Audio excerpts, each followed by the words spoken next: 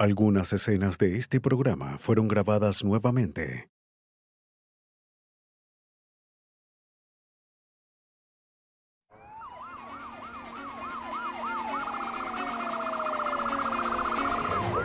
En Canadá, una osamenta parcialmente descompuesta es encontrada al lado de un camino.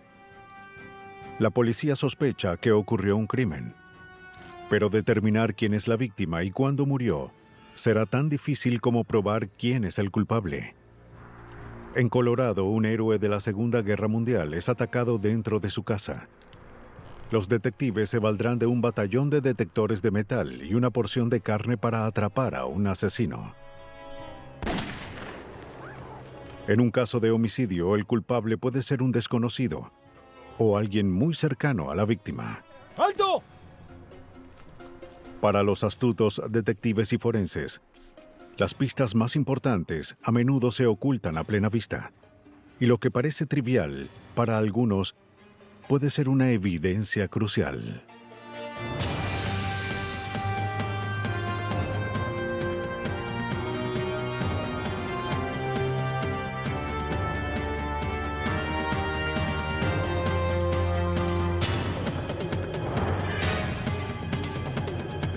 Los nuevos detectives, casos estudiados por la ciencia forense. Evidencia crucial. 196 Blinker Street, aparentemente despejada desde tierra. En este programa se cambiaron los nombres de algunos involucrados para proteger su identidad. En Ontario, Canadá, la primavera es señal de una nueva vida. Pero el 17 de abril de 2001, cerca del pueblo de Flamborough, la primavera reveló algo mucho más macabro. A las 3:40 de la tarde, un deportista observó algo extraño entre los arbustos al lado de una carretera rural.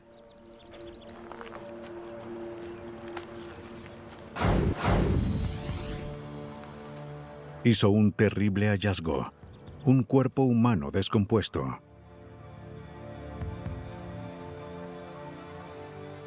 El hombre regresó rápidamente a la carretera y pidió ayuda.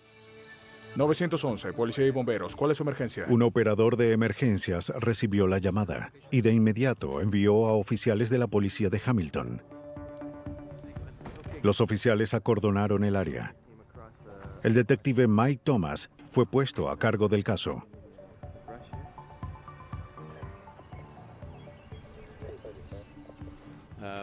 Cuando llegué, vi un cuerpo muy descompuesto, cerca de 3 a 5 metros de la carretera.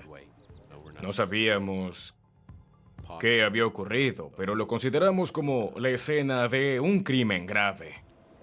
Había poca piel en el cuerpo, lo que dejaba el cráneo y los huesos expuestos a los elementos. Los investigadores no sabían si se trataba de la víctima de un accidente, o si había sufrido de un ataque cardíaco u otra grave enfermedad, o si simplemente se había desmayado en la zanja. Sus teorías parecieron improbables al encontrar los restos de un brasier negro y un camisón. Pero fue la posición del cuerpo lo que despertó la curiosidad del patólogo David King. El brazo derecho estaba hacia abajo al lado del cuerpo, pero el derecho estaba doblado debajo del pecho. Parecía que el cuerpo había sido lanzado o rodado en esa posición. Para mí era significativo. En un arrollamiento suelen haber múltiples fracturas en la pelvis, el pecho y una fractura de tibia en las extremidades inferiores.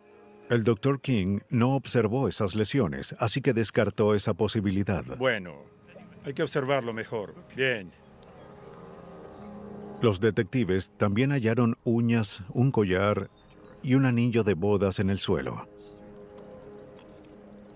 No eran joyas que fuesen extremadamente costosas, pero tampoco eran joyería barata.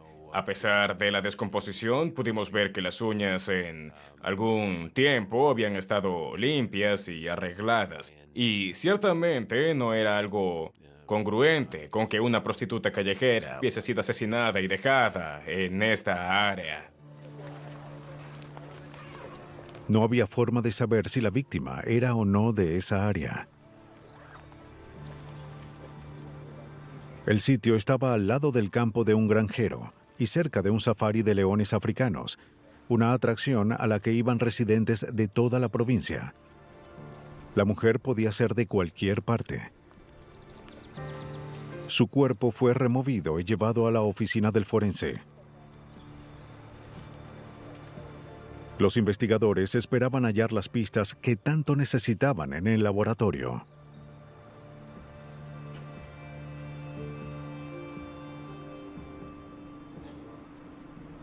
El doctor David King realizó la autopsia y declaró que la víctima era una mujer.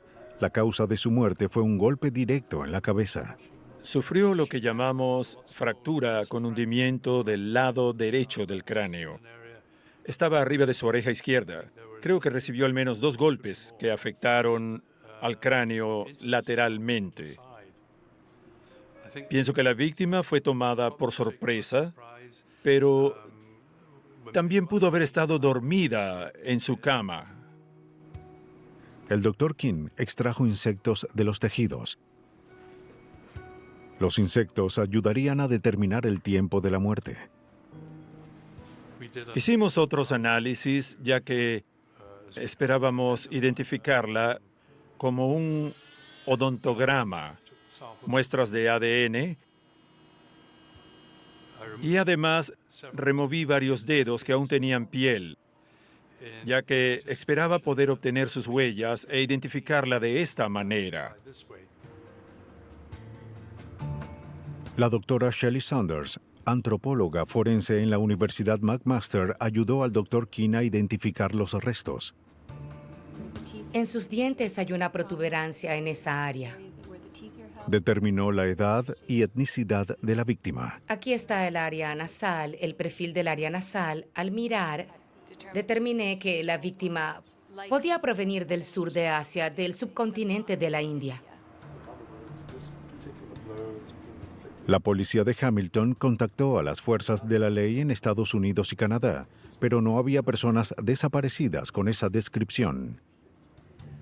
Eso ciertamente fue un gran obstáculo para nosotros en ese momento, ya que nuestra prioridad era averiguar quién era esta persona.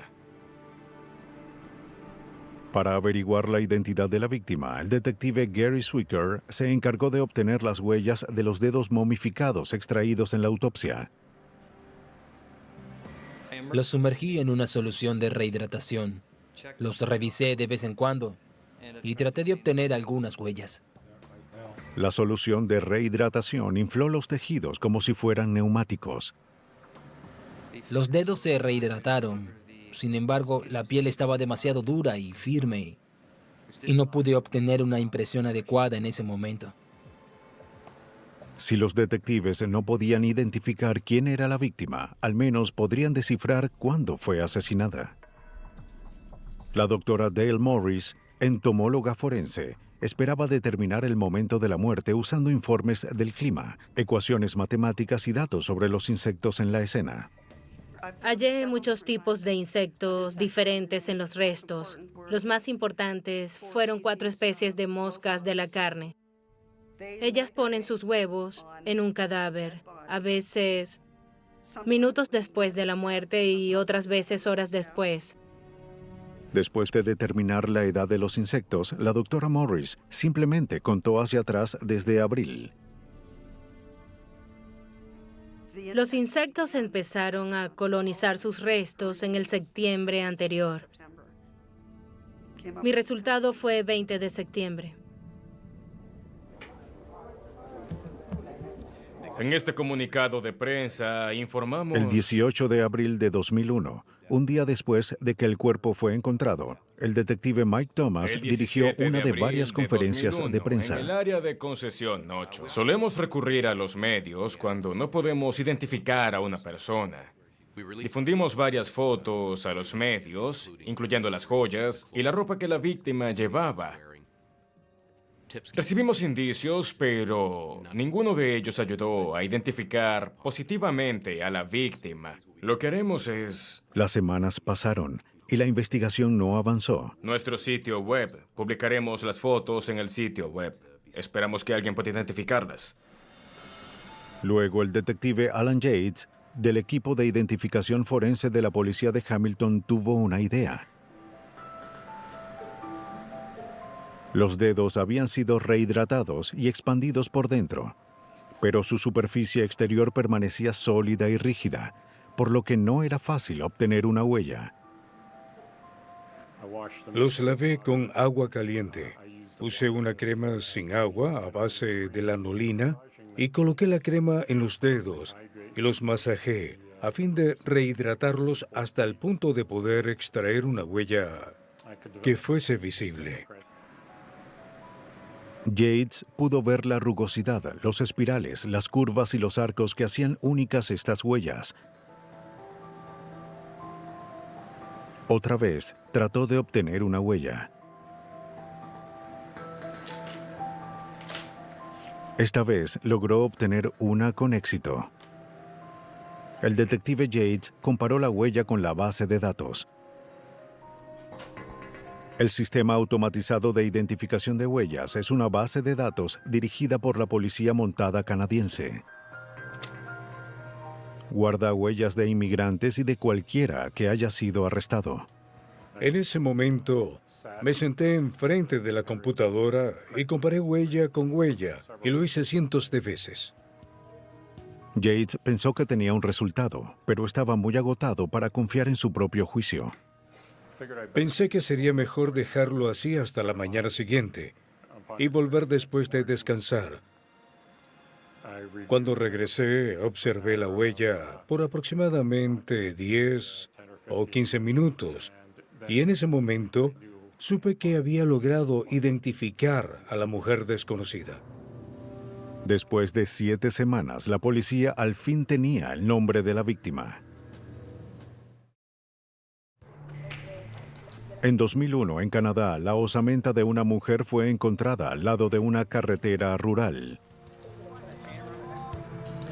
Después de 7 meses entre los arbustos y 7 semanas como una desconocida, la policía al fin sabía su identidad.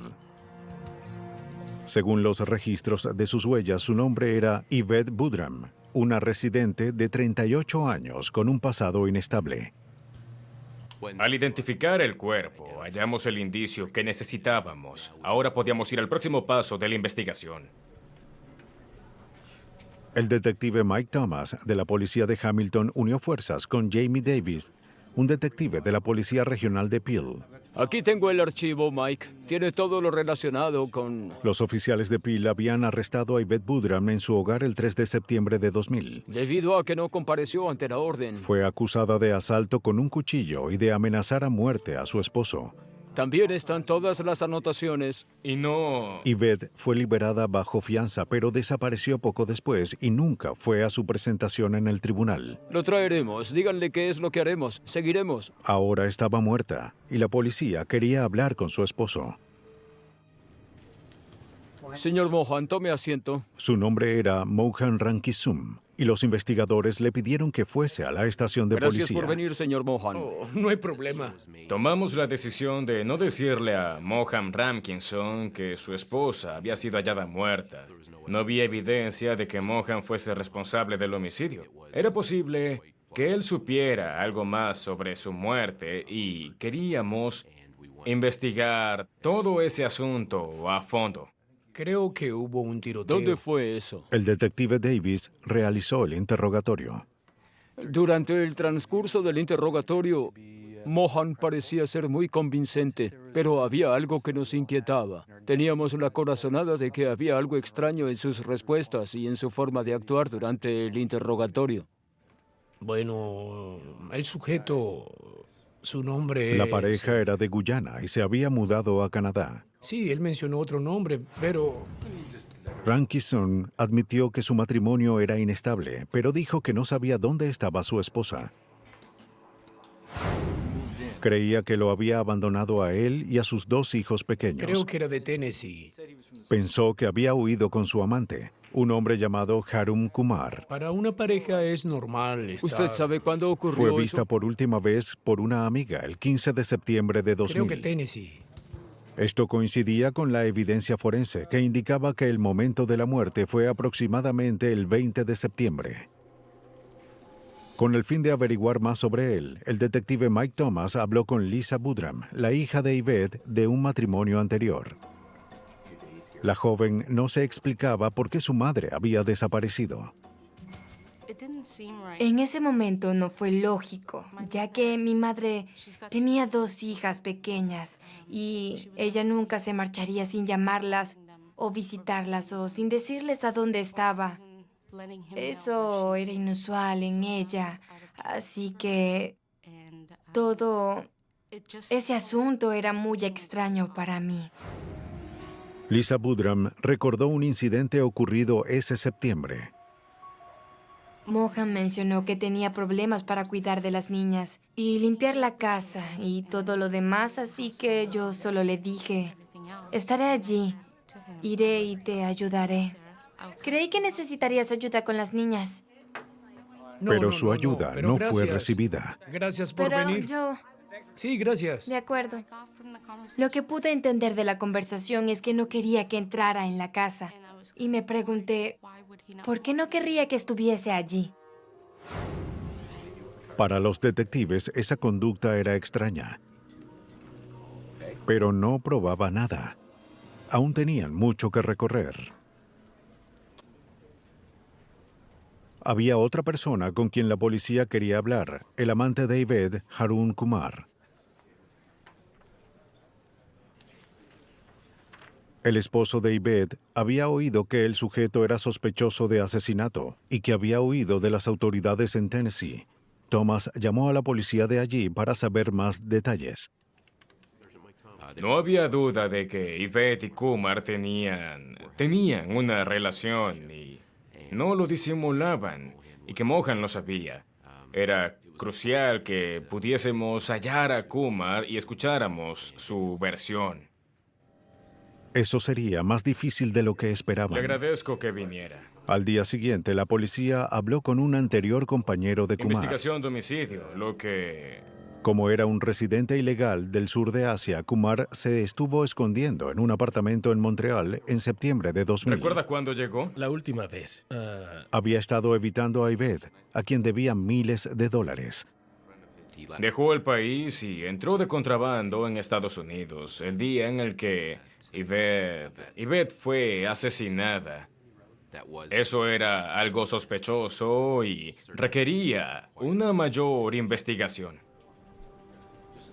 Con Kumar suelto en Estados Unidos, los investigadores se dieron cuenta de que tendrían que darle la noticia a Ranky Sum. Decidimos que era mejor decirle a Mohan que su esposa había sido encontrada y que fue asesinada.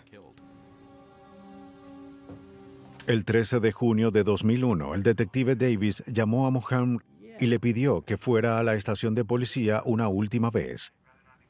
Solo queríamos darle la información cara a cara. Hablaremos con usted, pero es importante que lo hagamos lo más pronto posible. Cuando le dije que quería hablar con él otra vez, hubo una pausa larga en el teléfono. Entonces dijo, contacté a un abogado. Si quieren, pueden hablar con él. Entiendo, pero ¿por qué? Eso me preocupó de inmediato, ya que en mi experiencia no es normal que un esposo de una persona desaparecida contacte con un abogado. Dijo que su abogado o él nos llamarán. Debo decir que cuando le mencioné que queríamos que viniera, sonaba como atemorizado. Eso de verdad me preocupa. Usaremos la unidad de vigilancia. Por suerte había una unidad de vigilancia disponible esa mañana y estaban observando a Mohan. Mohan Ranky-Sum se marchó del trabajo al mediodía, solo minutos después de su conversación con el detective Davis. Oficiales encubiertos siguieron a Ranky-Sum hasta la oficina de su abogado, donde estuvo varios minutos. Luego se dirigió a un pequeño centro comercial, hacia un lugar que llamó la atención de los investigadores.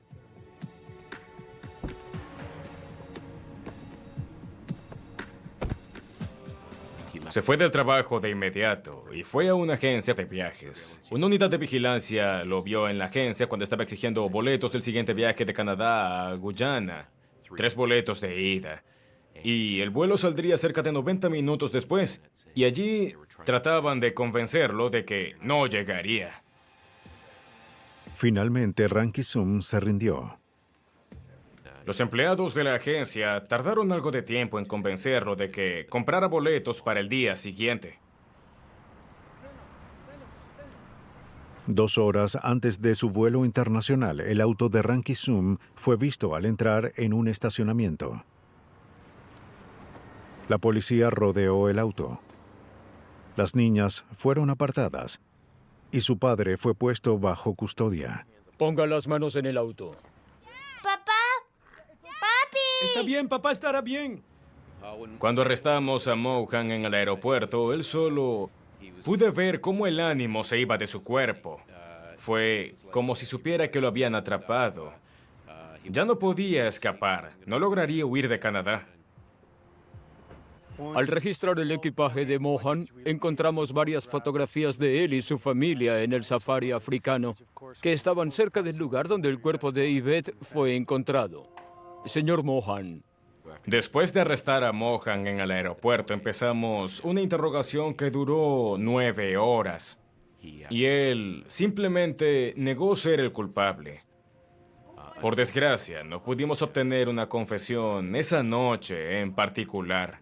Queríamos decirle que su esposa está muerta.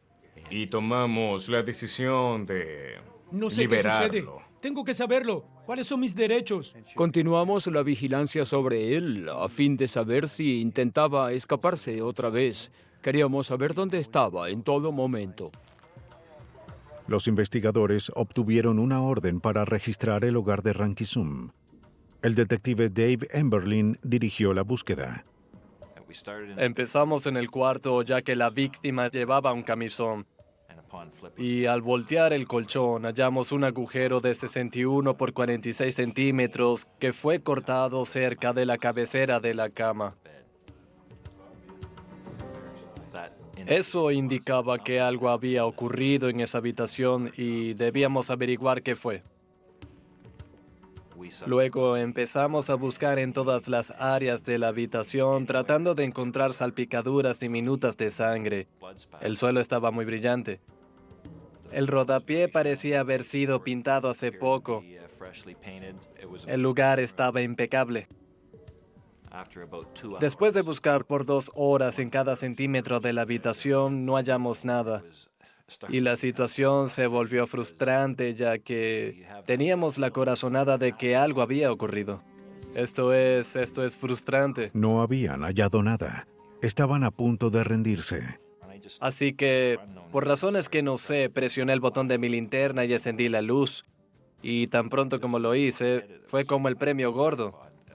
Allí, había algo allí. Parece sangre. Sí. En el televisor estaba la evidencia crucial que buscaban. Esto lo explica. En junio de 2001, las autoridades canadienses seguían el rastro de un hombre que al parecer había matado a su esposa y lanzado su cuerpo en unos arbustos. El detective Dave Emberlin pensaba que el homicidio había ocurrido en la casa y una televisión le dio su primera evidencia crucial. Con la luz normal, la sangre no se ve en un televisor negro, pero con la linterna sí era visible. Mira esto, es lo que encontramos allí. El detective Bernie Weber de la policía de Peel analizó la sangre con un detector de hemoglobina.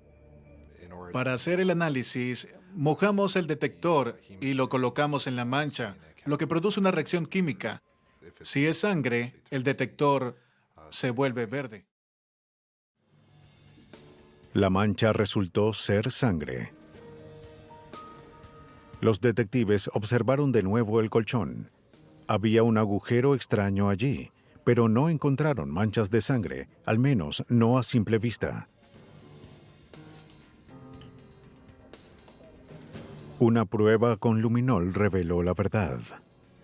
Un objeto o una persona ensangrentada estuvo en el colchón. Y ese objeto o persona había hecho contacto con el televisor y luego había esparcido la sangre a un lado de este. Los detectives también registraron el auto de Rankisum. Al igual que la casa, se encontraba extremadamente limpio, libre de cabellos o fibras, y no parecía tener manchas de sangre. El detective Weber utilizó de nuevo luminol. Hallé sangre en los burletes y en la alfombra de la maleta del auto. El ADN de la víctima se comparó con muestras de ADN tomadas de las manchas de sangre en la habitación y en la maleta del auto. Las manchas en el televisor resultaron inconcluyentes, pero todas las otras muestras coincidieron. Toda la evidencia de este caso señalaba a Mohan. La sangre alrededor del agujero que fue hecho en el colchón era de Yvette. La sangre en la maleta del auto era de ella. Y eso se añadía al hecho de las acciones de Mohan cuando trató de huir del país. La policía también pudo descartar a Harun Kumar, el amante de Yvette, como sospechoso. Registros telefónicos y cuentas de hotel le dieron una coartada. Rankisum había dicho a la policía que Kumar era sospechoso de homicidio en Tennessee a fin de desviar la atención de su propia culpabilidad. Pudimos localizarlo en Estados Unidos y accedió a cooperar. Localizamos a Kumar en Estados Unidos y aceptó cooperar con nosotros. Toda la información que nos dio fue corroborada. El 16 de agosto de 2001, Mohan Rankisum fue arrestado en su casa sin incidentes.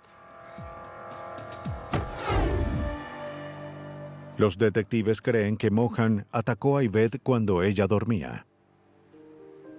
Celoso por su descarada infidelidad, la golpeó hasta matarla con un objeto largo y cilíndrico como un bate o una barreta.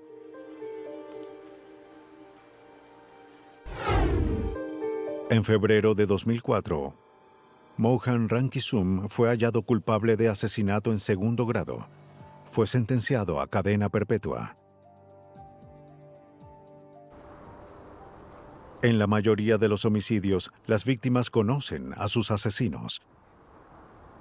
Pero cuando el atacante es un desconocido y no se conocen sus motivos, las pistas son indispensables. El 20 de octubre de 1993, cerca de una carretera rural en el condado de Boulder, Colorado, una empleada doméstica se acercó al hogar de Walter Yokun.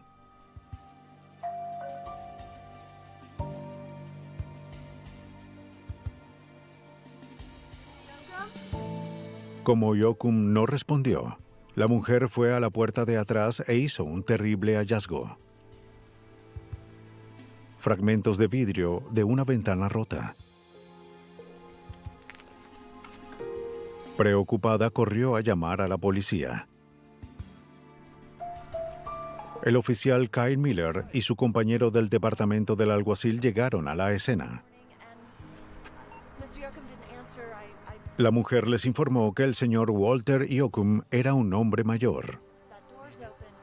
Ella limpió su casa por al menos 3 años y cada 2 semanas él solía dejar la puerta abierta para ella y era la primera vez que no lo hacía. Los oficiales sospechaban que hubiese uno o más intrusos adentro. Pero lo que encontraron fue mucho peor. Un hombre mayor que yacía al pie de unas escaleras. Identificaron a Walter Yokun por su licencia de conducir. El hombre de 76 años había muerto de un disparo en el cuello. Los investigadores acordonaron el área de inmediato. El detective Tony Matthews dirigió el caso. Lo primero que pensé es que sería un caso difícil de resolver. En la mayoría de los casos, el asesino conoce a la víctima, pero esta vez parecía que la víctima estaba en su casa y alguien entró y le disparó. El detective Bruce Norton ayudó a inspeccionar la escena. En la entrada de la casa había vidrios rotos dentro y fuera del marco de la ventana. Y había huellas claramente visibles que se dirigían hacia la ventana. Norton se encargó de recuperar las huellas, mientras que el detective Matthews revisó el interior. Pero salieron con las manos vacías. Solo pudieron determinar lo evidente. Él o los sospechosos habían entrado por una ventana y habían pisado una cama. Placas y medallas en una pared revelaron que Walter Yokun era un veterano y un héroe de la Segunda Guerra Mundial. Segunda Guerra, sí. El señor Yokun fue tripulante bombardero en un B-17 durante la Segunda Guerra y sobrevivió 34 misiones en territorios nazi. Lo que sí, si uno conoce la historia, fue toda una hazaña. En esos ataques, 10, 20 o 30% de los aviones eran derribados, así que sobrevivir 34 misiones fue impresionante. La bala entró y salió del cuerpo. Matthews observó una herida de entrada en el cuello y una de salida en la espalda. Tiene mucho sentido. El detective Matthews encontró pequeñas manchas de sangre en el rellano del piso superior. Parecía que Yokun estuvo en el rellano de las escaleras cuando recibió el disparo y cayó hacia el piso inferior. Debajo de una silla, un oficial encontró una funda de pistola vacía, pero no había señales de un arma o de la bala fatal. Sí, así es una 45. En cualquier caso donde hay una herida de bala, uno quiere encontrar la bala, ya que se puede comparar con el arma que la disparó. No hallaron balas incrustadas en las paredes. Buena pregunta. Solo un extraño polvo en la parte superior de las escaleras. La bala había atravesado el techo y solo unos fragmentos de yeso indicaban la trayectoria. Hacia abajo. La bala atravesó al señor Yokun hacia un ángulo superior y atravesó el techo y salió de la casa hacia arriba. Así que comenzamos a registrar afuera de la casa todo el techo de la vivienda, las canaletas, todas las áreas de arriba de la casa y básicamente toda la propiedad, pero no hallamos esa bala. Sin la bala, los investigadores no podían identificar el arma asesina, y este caso sería casi imposible de resolver. Trip Demuth, de la oficina del fiscal de distrito de Boulder, se especializa en crímenes violentos. ¿Está de acuerdo? El primer día que estuve en la escena, caminé, hice un recorrido hacia el patio del frente y dudaba muchísimo que pudiésemos resolver este caso. La única pista sólida era una huella parcial hecha por alguien que llevaba botas antideslizantes. El detective Norton extrajo un molde de la huella. Resultó ser el primero de varios indicios que alejarían a la policía de la casa. Parece que el mismo sujeto que se fue en esa dirección vino por acá. El detective Norton siguió las huellas, esperando hallar más pistas. Las huellas, de hecho, salían hacia el campo, hacia un camino lateral, y luego iban de una carretera a otra, como si se alejara por el lado del camino. Tomamos varios moldes de las huellas que estaban por allí. Norton también halló huellas de neumáticos. No eran lo suficientemente profundas para obtener un molde, pero confirmaron sus sospechas.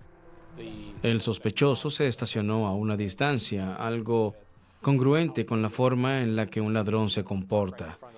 Ellos no se estacionan justo al frente de la casa, así que nos pareció que esto fue un robo interrumpido y que después de disparar al dueño, los sospechosos huyeron de inmediato. Querían salir del área. Los oficiales revisaron el vecindario, pero no hallaron testigos. Los vecinos de Yokun lo habían visto el día anterior.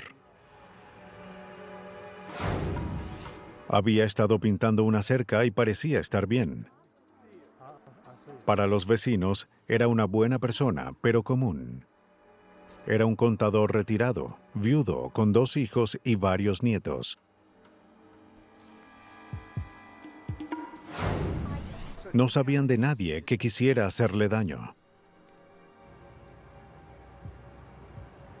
En el departamento del alguacil de Boulder, oficiales, detectives y técnicos forenses asistieron a una reunión dirigida por Tony Matthews. Si ven hacia el techo, verán un agujero de salida hacia... Matthews les dijo que buscaran un arma que hubiese desaparecido del hogar de Yokun. Era una pistola del ejército que guardaba en la funda encontrada en la escena. Los familiares nos describieron el arma en gran detalle. Comprenderán que el arma que guardó desde la Segunda Guerra era un recuerdo. Debemos encargarnos de... Pero aún no se sabía si era el arma asesina. Así que uno de ustedes pueda... El arma de Yokun era de calibre 45, pero el agujero de bala en el techo era pequeño y pudo haber sido hecha por una calibre 38. Lo primero que debíamos hacer era encontrar e identificar el arma asesina y luego vincular esa arma con un sospechoso. A fin de hallar un testigo, los investigadores repartieron panfletos e hicieron paradas de tránsito. Hola, señor.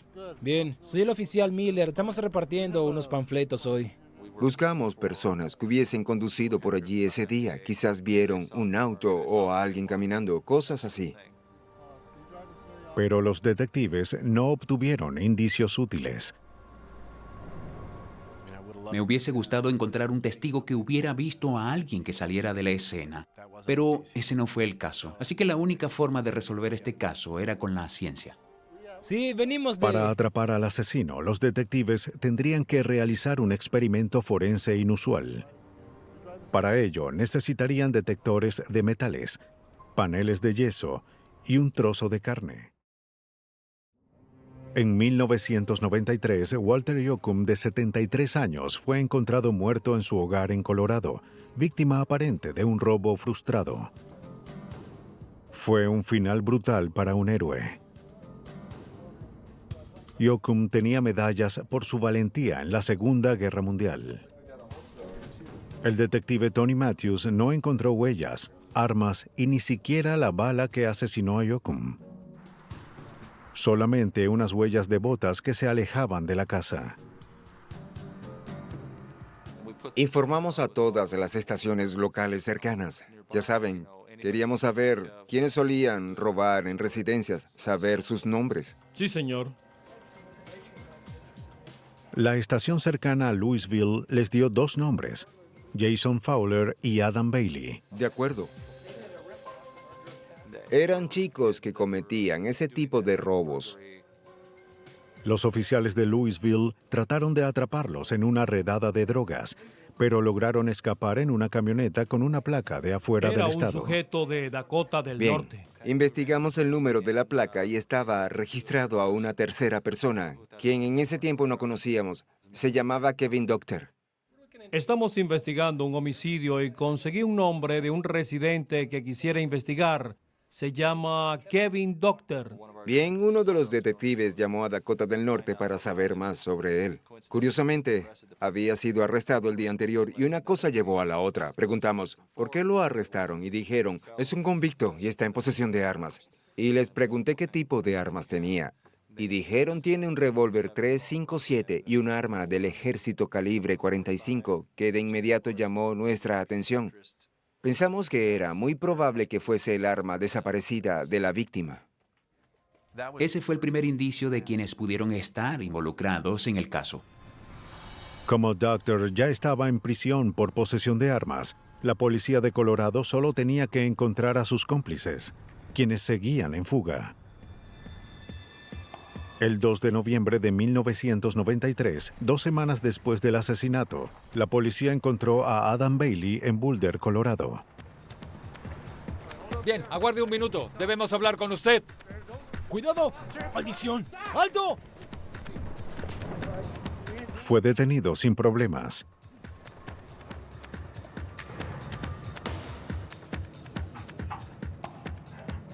Queremos saber qué sucedió. ¿Hablará con nosotros? Según sus antecedentes, ya había delinquido varias veces y no tenía nada que perder. De inmediato habló con nosotros y dijo que Kevin Docter y Jason Fowler habían cometido el robo y que Docter mató al señor Jocum. Bailey afirmó que se enteró del crimen gracias a su amigo Jason Fowler. Pero cuando Fowler fue detenido, pidió un abogado y se negó a hablar. No me haga más preguntas. Dígame lo que sabe. No sé nada. Si Bailey decía la verdad, era probable que una de las armas que tenía Docter fuese el arma asesina. No quiere decir nada. Kevin Docter tenía una Magnum calibre .357 y un arma de la Segunda Guerra Mundial 45. Debíamos probar que el arma calibre 45 era de la víctima. Y también debíamos probar que el arma calibre .357 de Kevin Docter era realmente el arma asesina. La razón principal por la que esto no tiene... Para determinar si era el arma asesina, los investigadores debían encontrar la bala. Recibió el disparo en un área donde no hay huesos. El detective Matthews unió fuerzas con el oficial Ray Sarno. Para mí el reto era encontrar la bala, la aguja en el pajar, y yo quería reducir ese pajar.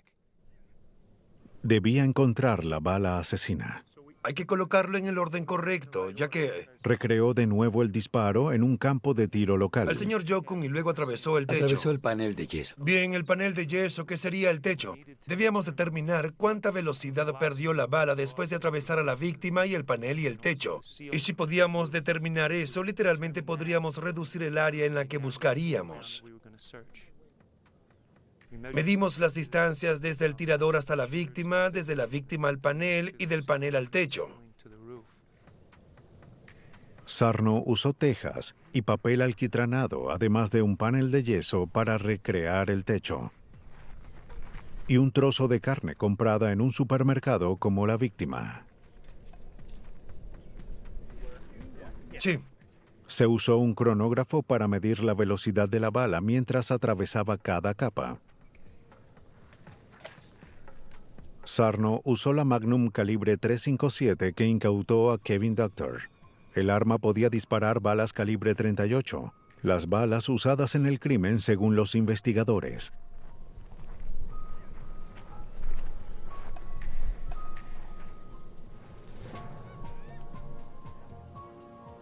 Apuntó y disparó. El disparo fue preciso, atravesó la carne, atravesó el panel de yeso y atravesó el techo. Y obtuvimos la medida con el cronógrafo. Perfecto, se registró, anota esto. El cronógrafo detectó una reducción en la velocidad que limitaba la distancia que recorrería la bala a 213 metros. 371 metros por segundo. Sí. Metros por segundo. Sí, lo logramos. Decenas de oficiales y voluntarios revisaron la propiedad detrás de la casa de Jokun. Usaron los resultados para delimitar el área de búsqueda y se centraron en los 213 metros de distancia de la escena del crimen. Los detectores de metal fueron la clave, ya que queríamos hallar algo prácticamente invisible. La bala podía estar a 1 centímetro de profundidad y teníamos que hacer visible lo invisible. Yo sabía que iba a encontrar esa bala. Si no era yo, lo haría alguien de mi equipo. Después de pasar días sin resultados, el equipo se desalentó. Quizás todo su trabajo había sido para nada. Pero de pronto, uno de los detectores indicó la presencia de metal debajo de la superficie. Segundos después, los investigadores encontraron la bala que tanto buscaban. Está aquí, está aquí. Perfecto, perfecto.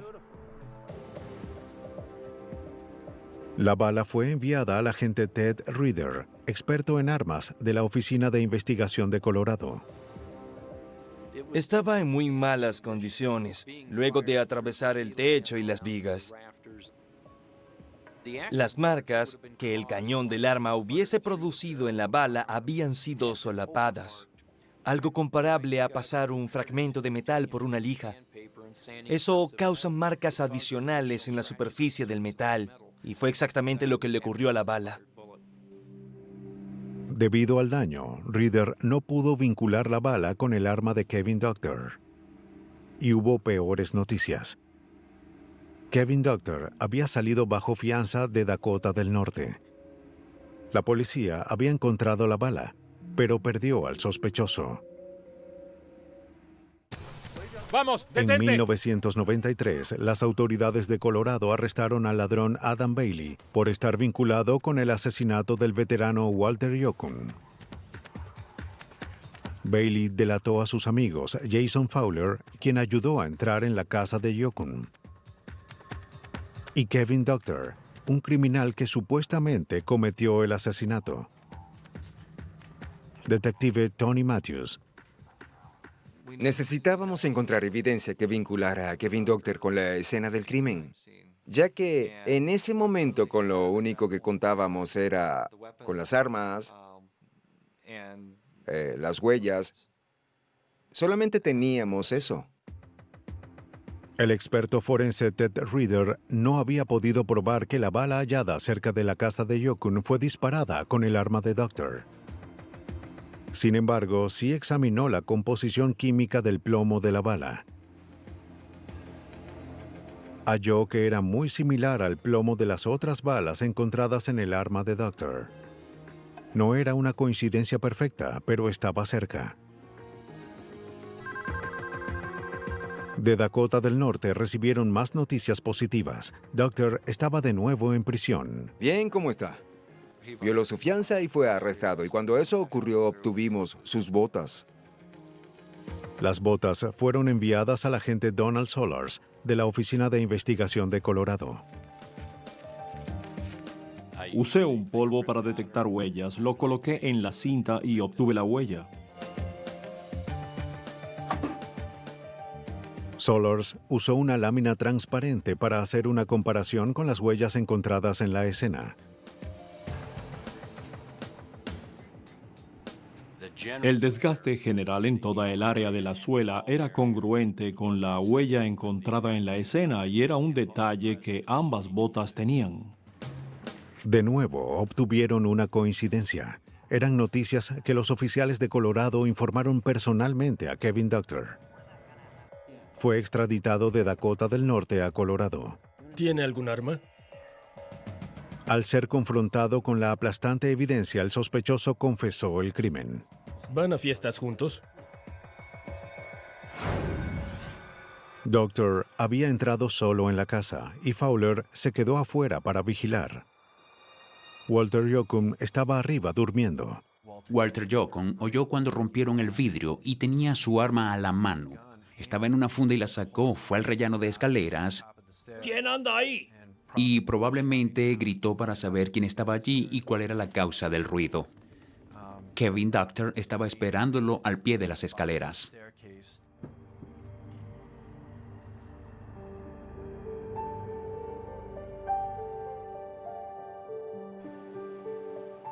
Este caso me afectó, ya que me gusta estudiar la historia y, bien, he leído mucho sobre la Segunda Guerra Mundial. Para mí fue terrible que hubiese hecho tantos sacrificios por su país en la guerra y que hubiese superado todo eso para terminar asesinado en su propia casa de esa forma. Jason Fowler fue declarado culpable de robo y recibió 25 años en prisión. Adam Bailey fue acusado de robo y recibió libertad condicional a cambio de cooperar con los fiscales. Kevin Doctor se declaró culpable de asesinato en segundo grado. Fue sentenciado a 40 años en prisión. Cuando ocurre un homicidio, los oficiales deben investigar a desconocidos y familiares por igual. Pero con herramientas forenses como el luminol, detectores de metales e incluso un trozo de carne, los investigadores pueden atrapar al asesino más despiadado al valerse de la evidencia más crucial.